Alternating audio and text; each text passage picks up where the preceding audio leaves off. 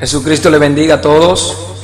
Mi nombre es José Gómez, conocido como el rapero predicador, y en esta ocasión no le voy a presentar un debate entre creyente y ateo, sino un debate entre creyentes. Estoy debatiendo con mi amigo. Los saluda y lo bendice el pastor Josué de Asís. Estamos debatiendo sobre el tema de la Trinidad, de que si Dios es un Dios en tres personas o no. Él cree en una clara revelación de quién es Dios y de la unicidad de Dios. Quiero compartir con usted por unos minutos nada más el tema importante que muchas veces a muchas personas les crea cierta confusión, y es la palabra hebrea Elohim. La palabra que se usa comúnmente para Dios en el hebreo es Elohim. Esta palabra original aparece en casi cada pasaje del Antiguo Testamento. Nosotros en español lo leemos como Dios, más el original es Elohim. Es una palabra plural, ¿sí?, que significa o se escribe o se traduce como dioses. Es una palabra donde mucha gente se toma para decir que Dios es una pluralidad de personas, cosa que contradice a las Sagradas Escrituras. La mayoría de los eruditos concuerdan que el uso de la palabra plural Elohim indica la grandeza de Dios o sus múltiples atributos, cosa muy contraria a una pluralidad de personas o personalidades. Los judíos ciertamente no interpretan la forma plural como algo que compromete el estricto monoteísmo de la Biblia.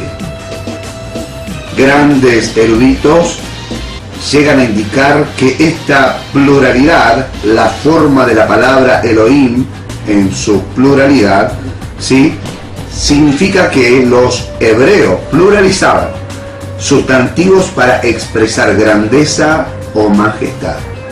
Presta atención, no significa pluralidad de persona, sino grandeza o majestad de aquel o aquello a quien están pluralizando. Un ejemplo bíblico en Génesis 32:30, la palabra Elohim indica la manifestación singular de Dios en forma humana a Jacob. Aparece la palabra Elohim, más ¿cuántas apariciones le sucedieron a Jacob, o cuántas personas, si podemos decirlo de esa manera, se le aparecieron a Jacob? Creo que todos concordamos en que indica la singularidad de la persona o la manifestación que aparece a Jacob. Los israelitas usaron la palabra Elohim para el becerro de oro en Éxodo 32. Ahora bien, vuelvo a repetir, ¿se traduce o se escribe como dioses? Claro que sí. ¿Significa pluralidad de dioses? Claro que no. Porque el becerro de oro, al cual se le aplica también la palabra Elohim, no deja de ser un solo becerro y no 2 o 3 o 100 becerros. El relato bíblico indica claramente un solo becerro. Usted puede leerlo, Éxodo 32:4, verso 5, verso 8, verso 19, etcétera, etcétera.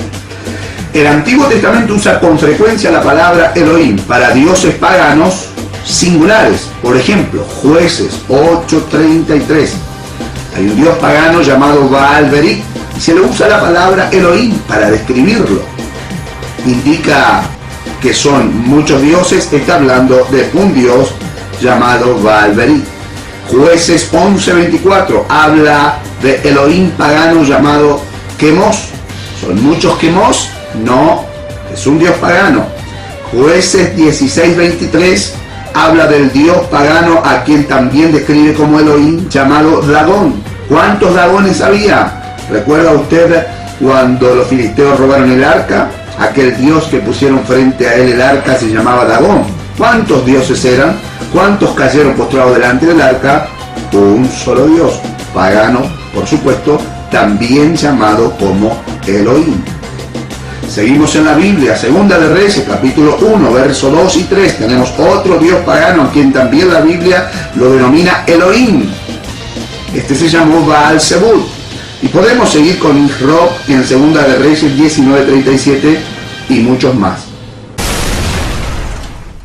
Aquí le presento primeramente donde estoy debatiendo con mi amigo el pastor Josué de Asis. Desde su video, él estaba hablando desde su cuenta llamada Rosario Apostólico y yo le estaba hablando desde mi cuenta llamada Lírica Bíblica. Y aquí vemos donde le pregunto que si Jesús existía antes de ser manifestado en carne, a lo que él me responde que solo en el plan redentor, y dice, es decir, en la mente de Dios, siempre existió el Redentor, pero el único Dios es el Padre, y cita a 1 Corintios, capítulo 8, verso 6. Luego yo le respondo, como marco en pantalla, amigo, Jesús ha existido siempre como persona. Apocalipsis 1:7 dice, he aquí que viene con las nubes, y todo ojo le verá, y los que le traspasaron, y todos los linajes de la tierra harán lamentación por él. Sí, amén. Yo soy el Alfa y la Omega, principio y fin, dice el Señor, el que es y que era y que ha de venir, el Todopoderoso. O sea que es Dios, era Dios, era Emmanuel, Dios con nosotros, y que ha de venir, sigue siendo Dios, el mismo Jesús. Y dice Alfa y Omega, principio y fin.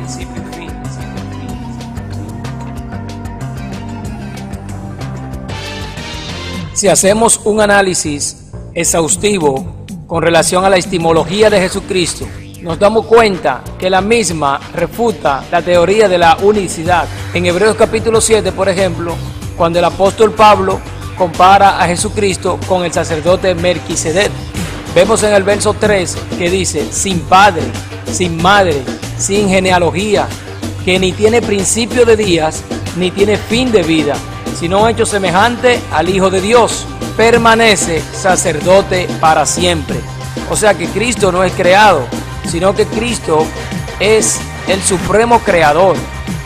Además, si estudiamos también la palabra en el libro de Primera de Juan, en su capítulo 5, versículo 20, vamos a encontrar que la palabra identifica a Jesús como el Dios verdadero, al decir, pero sabemos que el Hijo de Dios ha venido y nos ha dado entendimiento para conocer al verdadero, y estamos en el verdadero, en su Hijo Jesucristo.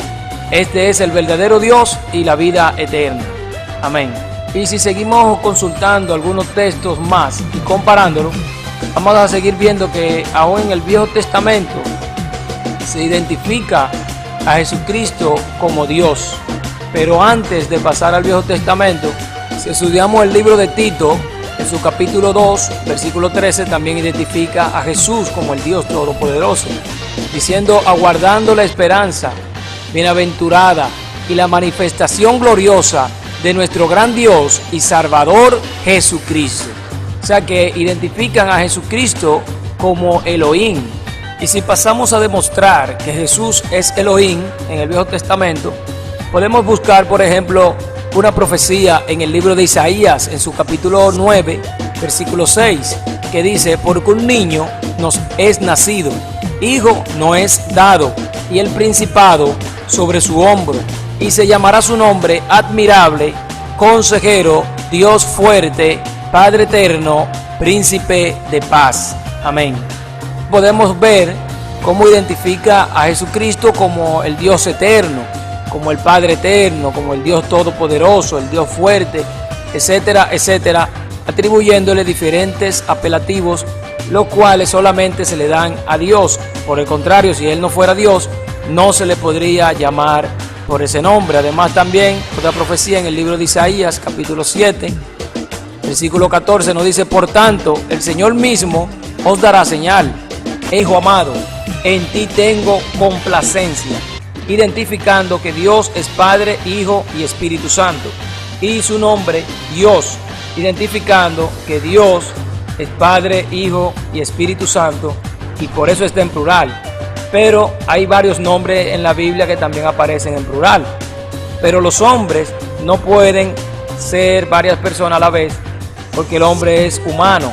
Pero para Dios nada es imposible, como dice la Escritura en el libro de Lucas, capítulo 1, versículo 37.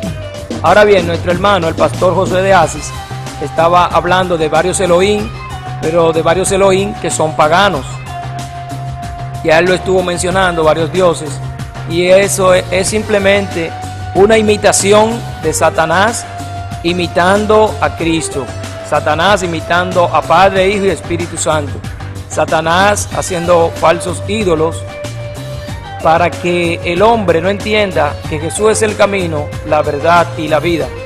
Y vemos en 2 de Corintios, capítulo 4, versículo 4, que dice: en los cuales el Dios de este siglo cegó el entendimiento de los incrédulos, para que no les resplandezca la luz del Evangelio, de la gloria de Cristo, el cual es la imagen de Dios. Fíjese que esta escritura, al hablar del Dios de este siglo, lo dice en D minúscula, identificando que es Satanás o un Dios pagano. Pero cuando habla del Dios todopoderoso, se utiliza D mayúscula, identificando que es el Dios todopoderoso. Por lo tanto, todos los Elohim que el hermano pastor Josué de Asis estuvo presentando eran paganos, y ninguno eran Dios, sino una imitación de Dios. Y por eso eran ídolos paganos, a los cuales le rendían adoración y no eran merecedores de ella. Otro punto muy importante es aclarar que cuando Dios vino a morir por nosotros en la persona de Jesús, si solamente Dios fuera una sola persona, como afirma nuestro hermano, entonces dejó el cielo solo cuando vino a morir por nosotros.